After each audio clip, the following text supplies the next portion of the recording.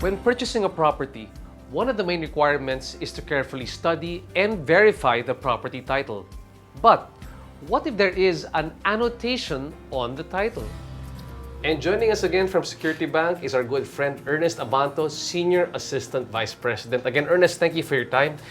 Now, Ernest, we're very curious. Many people sometimes when they go apply for a home loan in the bank, they bring collateral, and usually the collateral is a title to a previous property.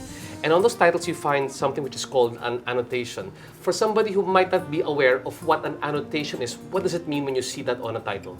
First, there's Section 7, RA 26. The second is Section 4, Rule 74. Okay. Section 7 means it was a reconstituted title.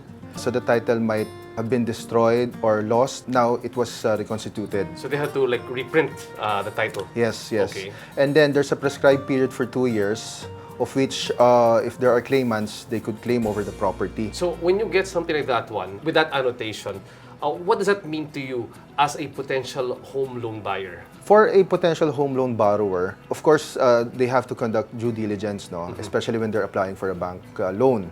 What we will do as a bank, we will require them, if within the prescribed period, we will require them to get a reconstitution bond during the 2 years prescribed period. If the prescribed period has lapsed already, we can just require them to issue a filed petition to cancel. I see. So we can push through. So that just means that you just submit document to the bank to say that you filed something to say that you can have this cancelled already. But that is after the prescribed period. After the prescribed period, which is 2 years. Yes. And more or less, what would be the bond that you have to pay for, let's say... it depends on the loan amount, but roughly it ranges from 20 to 30,000 pesos. Now, you're talking about another as well, another annotation which you always see on the title, which Yes, is... Section 4, Rule 74. Okay. That's inheritance. So if it's within the prescribed period, we have to require you to give us an heirs bond, okay, just for the protection also of the bank and the borrower.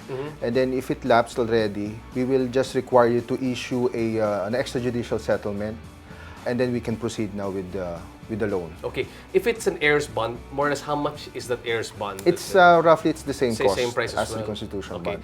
And then for that extrajudicial settlement, do you necessarily have to be one of those included in that extrajudicial settlement, meaning I'm the home loan borrower and I'm in part of it? Or maybe you got that property from somebody and... Yes, you could do that. You don't have to be included in that filed petition or extrajudicial settlement.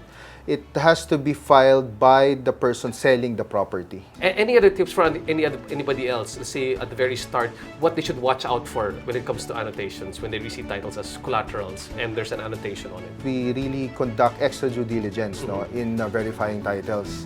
We check for annotations, if it's good or bad, and then we will relay it to the borrower. Basically, prior to the loan being released to the borrowers, we really have conducted those diligence that we are assured of a clean title before we release the loan. I see. That's why better banking always begins with Security Bank. Again, Ernest, thanks so much for your time. Really appreciate it.